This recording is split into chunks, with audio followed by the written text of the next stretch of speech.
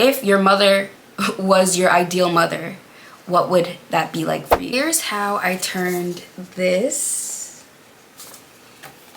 into this. Here's a little backstory. So I don't remember which course, the course name. I could probably confirm right now.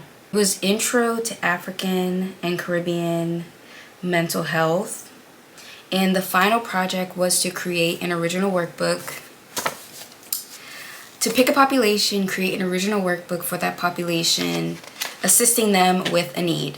And the need and population that I selected was, well, I don't, like, it's so confusing now. Is it African American or Black American? So my population was Black Americans and Caribbeans and girls between the ages of 18 and I'd say 35 who have mommy issues, who need to heal their mommy wound or their mother wound. So I created this workbook. It's titled Where is Your Mother?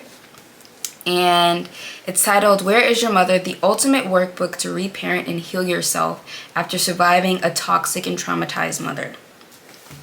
And I personally had never seen a workbook before, so I was doing this off of pure vibes. But I did a lot of research and it was very good. The best, might I say.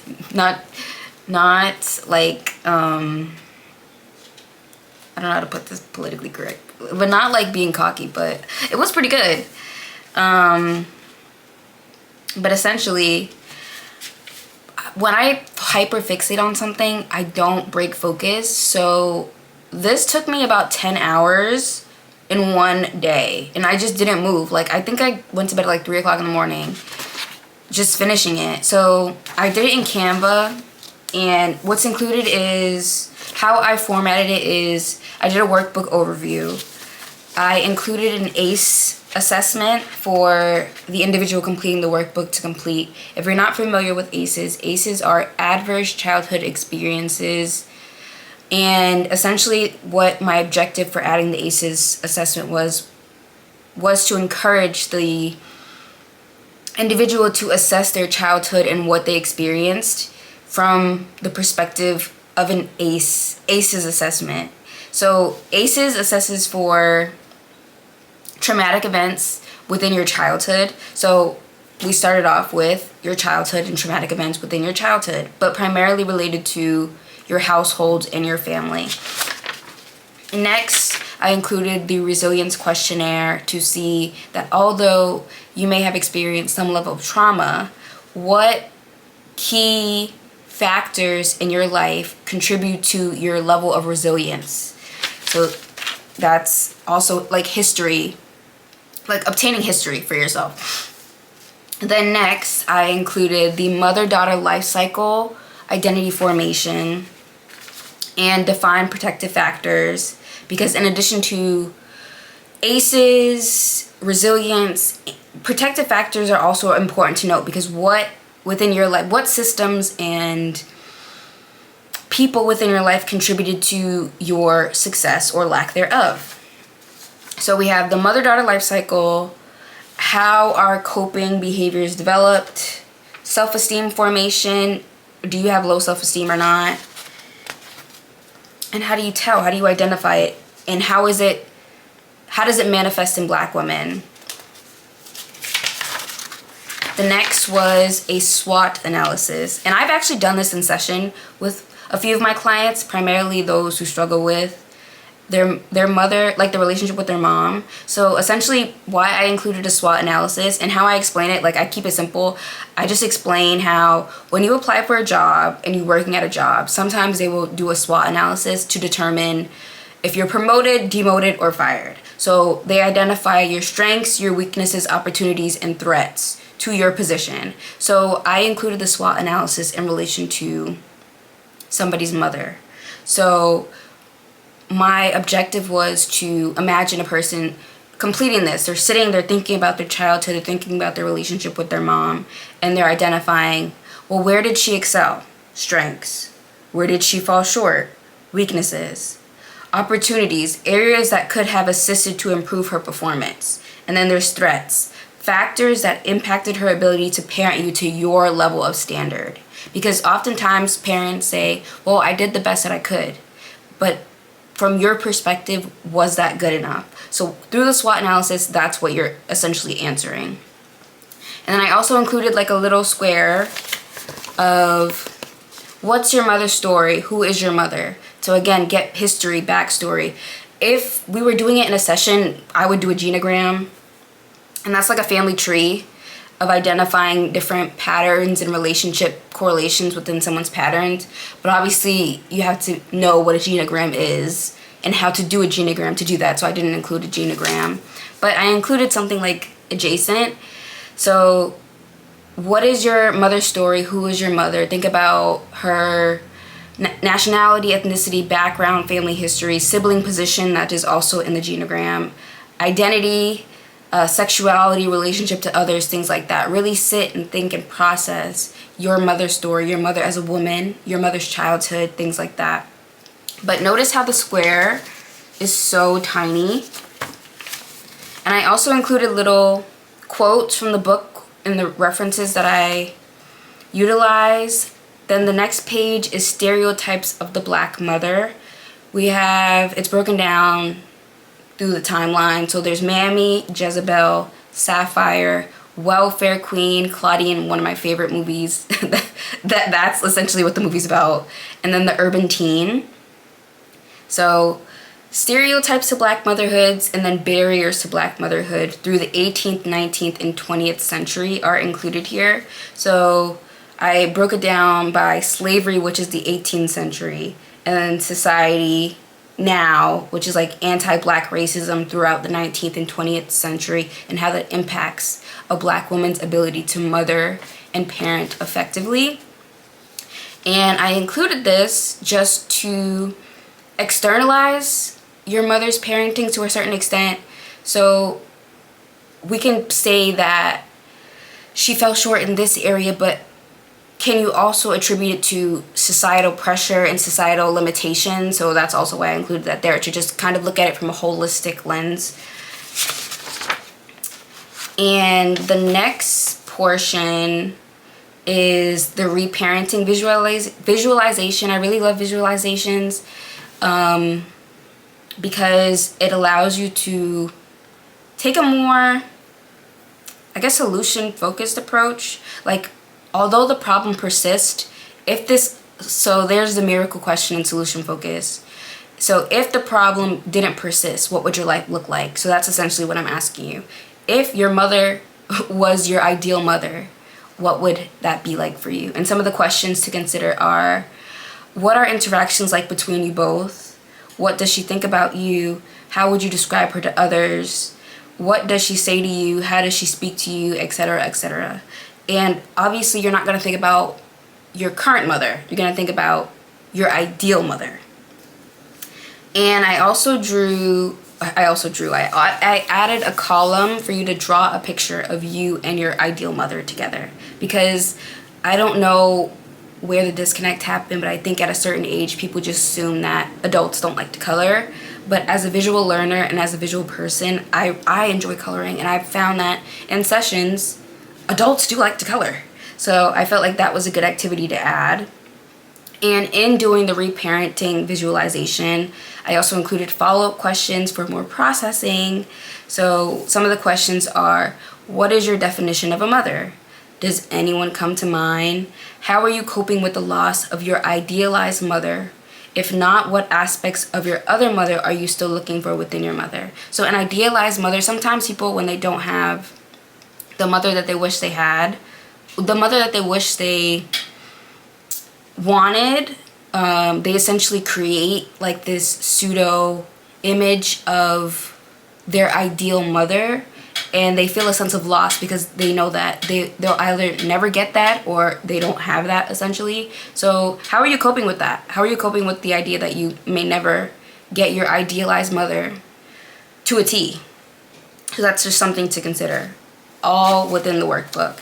And then we have reparenting your inner child after surviving a toxic mother from an Afrocentric lens. So I just essentially kind of summarize what I talked about in the workbook, but also I I also note that I don't want to invalidate your experience by encouraging you to think about your mother as a person, or assess her trauma, or essentially like empathize with her. Like, I'm not aligning more with moms through the workbook. It's more so just like I mentioned before, like, to look at it from a holistic point. Look at it from a holistic perspective. So there's like an African proverb, and I'm gonna botch it, but it's to know from where you're going, you must know from whence you came. So essentially, that's another thing Bowen talks about, is the multi-generational transmission process, and that's how anxiety and different family dynamics are transferred throughout generations. So you might think that this is like an isolated event. My mom hates me. It's just me. It's a me problem. But what was her relationship like with her mother? What was her mother's relationship like with her mother? So that's just stuff to consider. So I think that's also a really important point that I wanted to note. Like, I'm not invalidating your experience by asking you to dig deeper in relation to understanding your mother and her behaviors. I'm not invalidating that. What I'm asking is to dig deeper to understand the why. And understand that most of the time it's not personal. Personal in the sense that her behavior was like targeted at you specifically for who you are, but rather it's something that you inherited because of who your mother was. And hopefully that makes sense. So that's essentially what I was arguing in this section. Like, although your mother was this way, it is your responsibility to heal from that and not kind of use that as a means to stay stuck. Like, the objective of the workbook is to get unstuck. A lot of people are saying, like, decenter your mother. Like, the objective is to decenter your mother to find yourself. So that's where I define self-concept, because sometimes some people's self-concepts are drastically impacted by their relationship with their mother, especially if it's like a really bad relationship. So through the workbook, developing your self-concept, understanding how your self-concept came to be, and looking at it from like a psychoeducation standpoint. Obviously, I try to keep it simple because I was in a grad program, so I have the necessary training and knowledge to understand some of the larger concepts like intergenerational trauma or epigenetics. But sometimes people don't have that level of understanding, so I just really wanted to keep things simple and digestible. And I that's how I treat sessions. I don't assume that you know what I'm talking about. I make sure that you understand what I'm talking about. So I'll say something like window of tolerance, and I'll ask you, like, do you know what window of tolerance is? And if you don't know what that is, I'll explain it in a way that makes sense, that's in plain English. And I think that's like a strength of mine. Taking really abstract and difficult concepts and making them easier to digest. And I think I did a great job doing that in this workbook.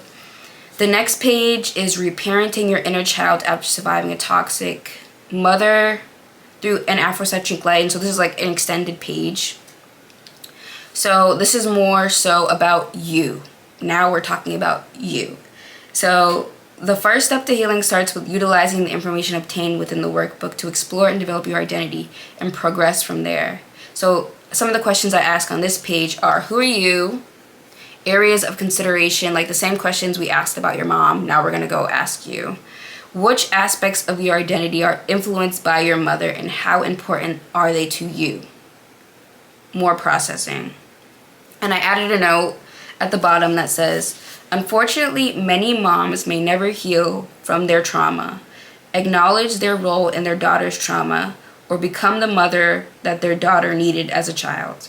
However, that should not stop you from becoming the woman that you needed, or providing yourself with the necessary love and nurture that you so desperately long for as a child through healing. And then I break down 11 tips to learn from your past, but also move forward, like get unstuck. So some of the tips, I'll just give you like 3. So unmonetized hobbies and rest, and then I explain what that looks like. Healthy gossip, the art of telling one story, and then I explain what that looks like. Blood mothers, other mothers, and woman-centered networks, and then I explain what that is. So I'll explain what other mothers are. So blood mothers are your biological mother. Other mothers are women within your life who took on the mother figure role. And a book that I really loved, like I've read this book 2 times. It's Double Stitch by Belle Scott. I know the first part is Belle Scott.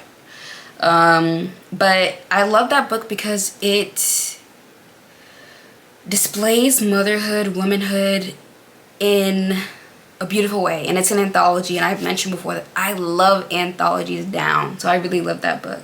So in addition to assisting you in exploration and just like working your way through the workbook, through processing your story, your mother's story, how they're connected, and how you want to unfuse, become unenmeshed from your mama, and be your own person. One thing that Bowen stresses is differentiation. You are one person, your mama's one person. But sometimes in really high anxiety, high tension relationships, people become fused. They become one. Feelings become so enmeshed. Bowen doesn't use the word enmeshed, but it's the same thing. Feelings become so enmeshed that you can't differentiate your mama's feelings from your feelings and your feelings from your mama's feelings. So how do we establish an identity and a foundation where you are your own person? And that is the main objective of the workbook. And my favorite part of the workbook, this really took it to the next level. So again, I love to read. I love reading so much. So I was reading a Toni Morrison book. I think it had to be Beloved. So in Beloved, I think it was Beloved. No, it wasn't Beloved. I haven't read Beloved since high school. It was Bluest Eye, I'm pretty sure. And they mentioned this term called pot liquor. So pot liquor is the liquid at the bottom of the pot when you cook like collard greens or soup.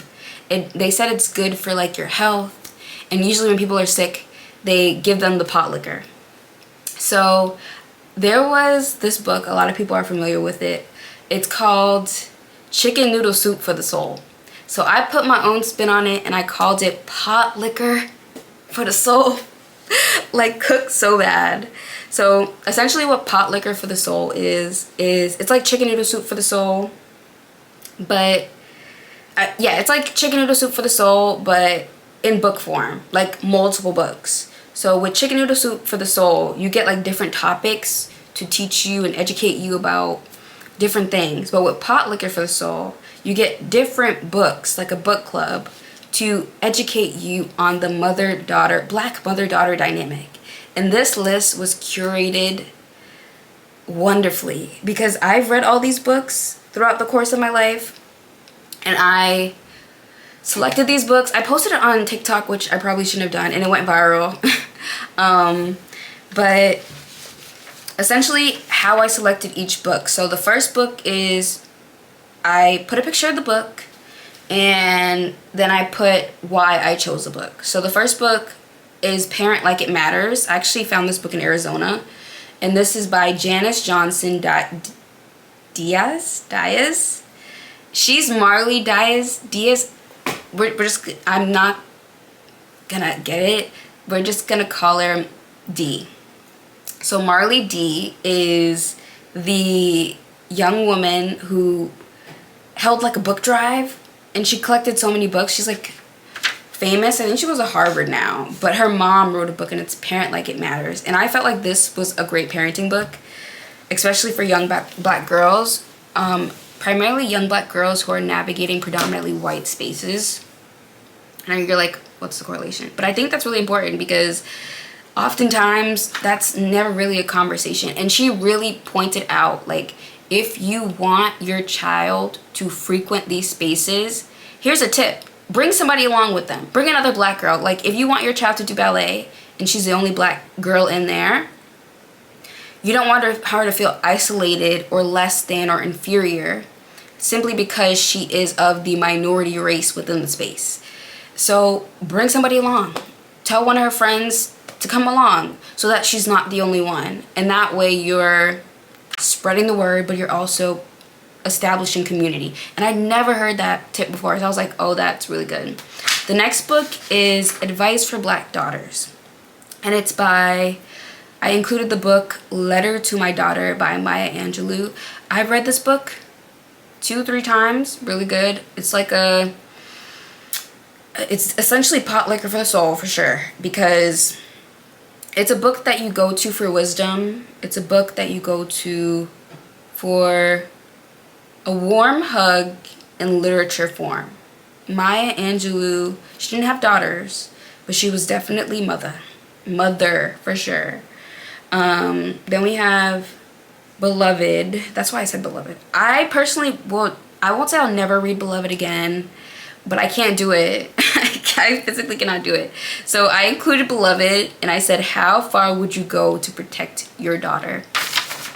I'm not gonna spoil the book, but I essentially won't be reading Beloved again if I can help it. Not because it's a bad book, because it gave me nightmares, but because it gave me nightmares. To read something, like, especially,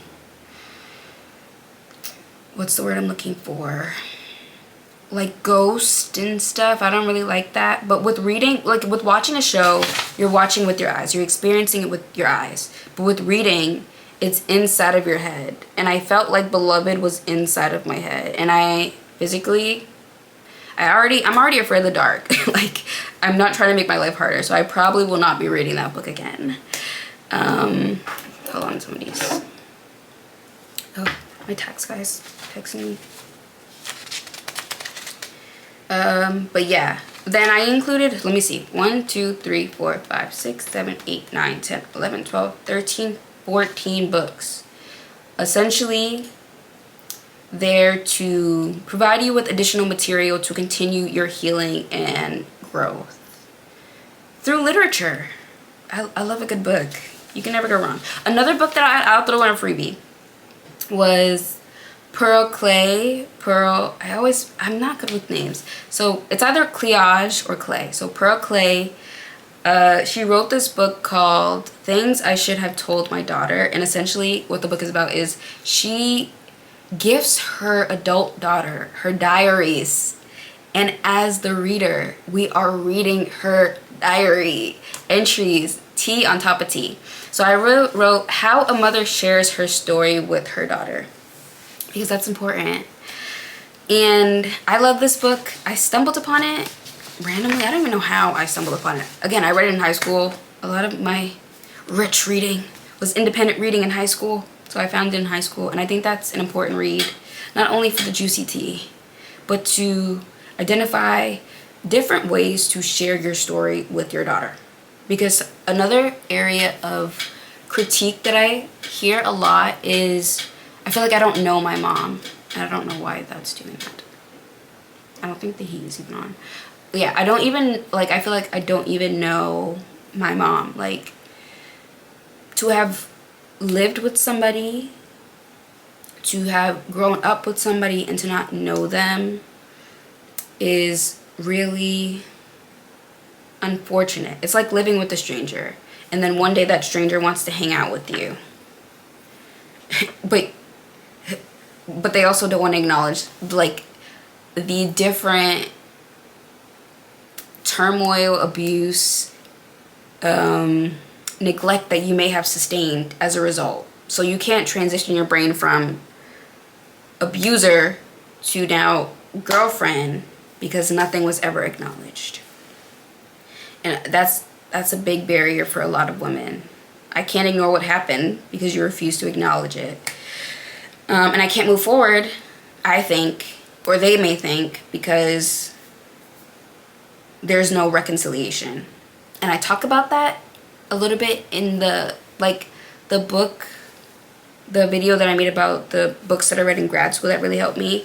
Mama talks about that. Pearl Clay's book, my brain is blanking. What Looks Like Crazy on an Ordinary Day. That was also really good, but that's a different video. I already talked about that.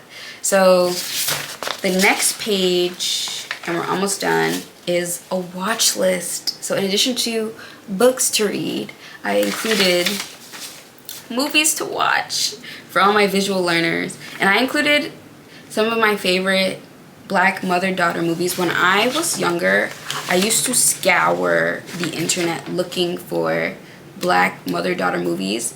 And before the internet got a little weird, like it became a lot more difficult to search things on different search engines. When you put in Black mothers and daughter, corn would pop up. So it's like, not only is there a deficit in media related to Black mothers and daughters, but when you go and look for it, that's essentially what you see. I didn't watch it. Essentially I got better at my search. But that's how I created this watch list, by doing the research as a kid. So some of the movies, the first movie I put for start here is Birthing a Nation, The Resistance of Mary Gaffney. And that starts with slavery and enslaved women, and how many women, our bodies essentially were used as not only manual labor, but birthing labor and sexual labor, like all these different forms of labor that were inflicted onto the Black women. So you start there. I included Polly. I love me some Polly, the 1989 version with Felicia Rashad and Keisha Knight Pulliam, Rudy Huckleberry. I also included Julia, which is not really Black mother-daughter focus because she has a son.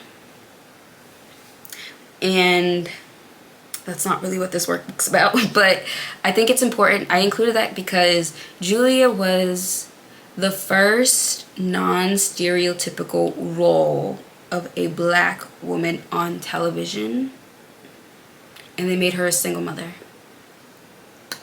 And we'll just leave it at that. So essentially I included 1, 2, 3, 4, 5, 6, 7, 8, 9, 10, 11, 12, 13, 14, 15, 16 media entities that you can indulge in related to the Black mother and daughter. Another movie that I added on here was Imitation of Life. I love that movie. I also love Claudine, that's also on here. Imitations of Life is such a good movie because it shows racial disparities, but also what happens when your daughter essentially disowns you simply because of your race. She's white passing, you're not. She doesn't want anything to do with you. And then her mother dies, and she has to reconcile with the fact that I treated my mother this way simply because of her skin color. Crazy beans. Crazy, crazy, crazy. So that's something to eat on, digest with. And then I included my references. Always, always important. So that was my project. So now we're going to get to the workbook. So the feedback that I got from this workbook was that there's not really much space, you see, to like write.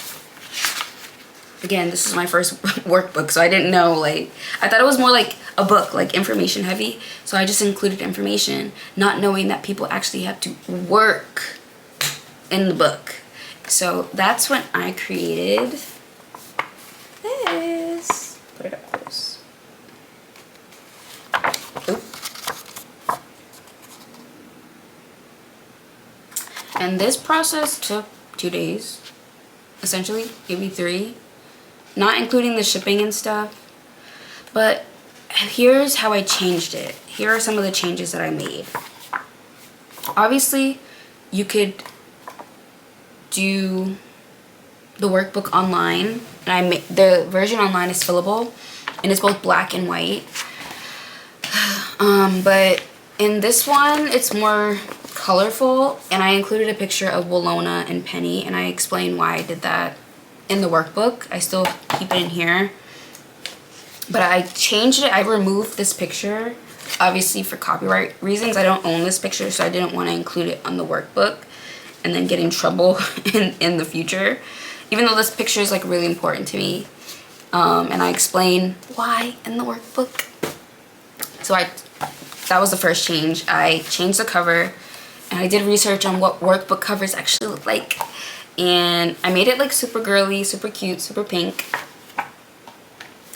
And yeah, so this is the cover. No picture of Willona and Penny. I then added a table of content. Important, you need to know what you're doing. I then added a picture of myself, and I explained like a workbook overview. This was also in the original workbook, but this one includes a picture. See? And then for this one, I put the tips first. So we're gonna start, we work our way backwards. So we start from the solution and then work our way through the issue, so you know like where you're headed essentially. So we have the ACEs and the resilience questionnaire. I removed the sticky notes from the different pages and just put them on their own page, and then I added spaces to write because that was the main feedback. So for each component, I added like more blocks to write because a workbook requires you to work in it. Who would have thunk it? So more writing room. So cute. More writing room. Really good. I really did my thing. We have attachment styles. I think I added this later, because I didn't see that in there. I know it's in there for sure, but I don't. So attachment styles, self-esteem formation. And then instead of before, it was one page, but like each question was linked to, oh, I have 4 minutes left. I have to change the memory card. Each thing was linked to one page. So I just broke it up to a question per page. And I'm going to change the memory card 1 second. Hopefully this memory card has more. So you see things are a lot bigger.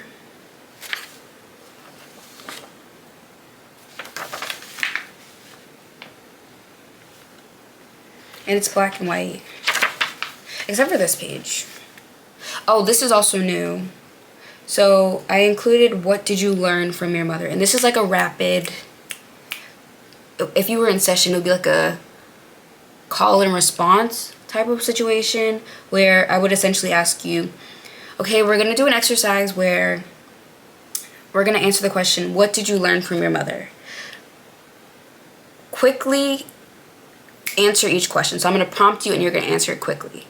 And why I encourage you to answer it quickly, because usually when people have time to think about their response, they try to clean it up. No matter how honest it is, they try to clean it up because they're afraid that they might seem too harsh, or, oh, I don't want to seem too mean. But if you say things quickly, it's an honest reaction. So how I would prompt it as a therapist, I would say, through my mother, I learned, observed this. And I keep saying that. Through my mother, I learned and observed this. And as a client, you'd say, about love, I learned, I'll just make something up. Love doesn't exist. About men, they can't be trusted. About money, men should provide that. And I should sleep with them and they would give me the money. About appearance, my appearance doesn't matter. If I put too much effort into my appearance, then I'm being fast. About other black women, they're jealous of me. About my weight, I'm fat. I need to stop eating. About me, that I'm not worthy. Obviously, it'll take a little while for a client to get there, but they'll be like, about me. That I'm annoying. that blah blah blah blah blah. But you don't have to go quickly through the exercise. You could stay on one phrase for a while. Like, through my mother, I'm the therapist, I learned, observe this about love. That love doesn't exist. About love. That it's okay for a man to hit you. That's how you know that he loves you. About love. That you put your man above your children. That's love. About love. That if we get into an argument or disagreement, it's okay for you to ignore me and then buy me things. That's love. So you could just, obviously in the workbook you won't have somebody to kind of ping pong off of, but just sit there and do it with yourself. Like, but you have the space to like fill it in, which is really great. And really sit and like think about it. And then I also added like, circle all the statements that you consider true. So you identify what your mother taught you and what you consider law. So that way you're able to identify, is this my logic or is this her logic that was projected onto me? Great. And there are 2 columns. And we also explore the self and how the self is established. I don't think that was in the other one. But no, it was in there. Like, there are things that were in there that I just transferred over here, but I probably expounded on it more. So how the self is created or formed is also defined. So psychoeducation. So psychoanalytical theory is included here. Social learning theory is also defined in here. Then we have the reparenting visualization. I just broke up the questions into their own boxes. Again, because I just had that little tiny square for like 20 questions. And then the draw your parent, draw you and her together. Square is a lot bigger. Like, really go to town.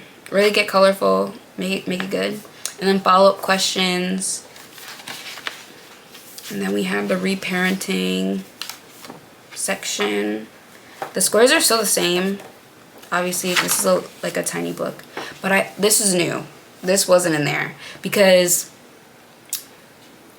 I think I went to go print it during my class or shortly after, and I needed a certain amount of pages, so I just added random pages just to make the quota. So what's new is there's a write a letter section, and this is also seen in narrative therapy, where you're encouraged to write a letter. You don't have to send it, but you write a letter to someone, something, just as a form of processing. So the first letter that is in here is write a letter to your mom. And you decide if you want to send it or not. The next one is write a letter to your younger self. And then the final letter is write a letter to your daughter, current or future. And I also included, if having children is not an aspiration or desire, act as an other mother or role model and write a letter to another young girl. T, because some people don't want to be mothers. Then I also included the book club, Pot Liquor for the Soul. And I also included information about the book club on Sincerely Sanguine. So people who get the workbook can know where to sign up. And then we have the watch list, references, and then more pages that weren't in the other one. Notes, a notes section. So essentially how I did this, I'll have to do like a separate video, like breaking it down fully. But this more so was just how I created the workbook. And to put it plainly, I did it on printer paper. I didn't know how to work the printer at my school, so I asked one of my classmates to print it out, because we had to provide 2 copies, one for me, the student, and then one for the professor. But I didn't know how to work the printer, so I asked her, and I was appreciative. So I gave her a Dunkin' Donuts gift card. So essentially, she printed it out. So that's how I have that copy, and I saved that copy because that's the original, and I'm really proud of that. Like, out of everything I was able to accomplish in my life, not being dramatic, but this is tea. Like, this is crazy. And I've always wanted to write a book, so I feel like this is the closest thing to me writing a book. And in taking her feedback that it's not essentially a workbook because there's no space to work, I decided to take that information in the paper copy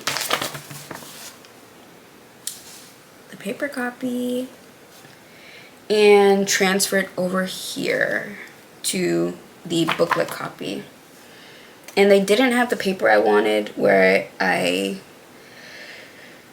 sought to get it printed, so they printed out a cheaper version and I got it at a discount, so love that for me.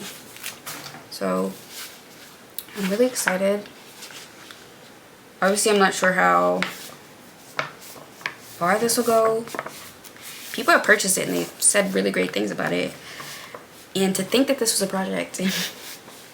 So I'm really proud of it, and I'll always have the original with Bologna. And one of my classmates asked for a copy. I don't think she'll steal it. Hopefully she doesn't. But I did let her have the copy because essentially I was like, oh, this is a project. Like, what am I going to do with it? Because I didn't really anticipate taking it a step further. But yeah, that's how I turned this into this.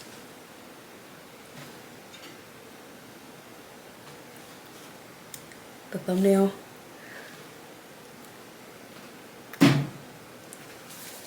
So if you're considering healing your mother wound, I was choking. If you're considering healing your mother wound, this is a great resource, and it's backed by research because I did the research until 3 a.m.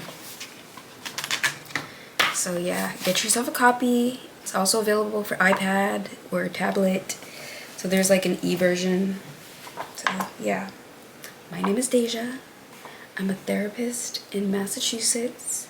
Don't forget to like, comment, subscribe, and I'll see you in the next video. Don't forget to grab your copy and heal that mother wound because it's spilling out on everybody else. Toodaloo. Post-editing or post-recording. And I wanted to add that I intentionally made it this small size because if you make it full book size and you still live with said mother and she sees reparent yourself after surviving a toxic and traumatized mother, what do you think is gonna happen? Oh, so I'm toxic and traumatized now? So I intentionally made it the size, pocket size, as with hopes of it being discreet. Obviously, I can't control that, but sometimes, especially with clients, younger clients like 18, 19, like early 20s who still live with their parents, doing this work can be extremely difficult because they are actively living with that parent. So I just made it this size with that in mind.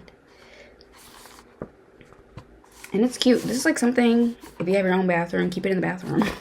This is really, this is a cute pocket size. And I'm talking it up because I'm so proud. Like, I'm so proud of it. But yeah, that's so funny. Reparent yourself after surviving a toxic and traumatized mother. Oh, so I'm toxic and traumatized now? Oh. Well, toxic and traumatized in dishes.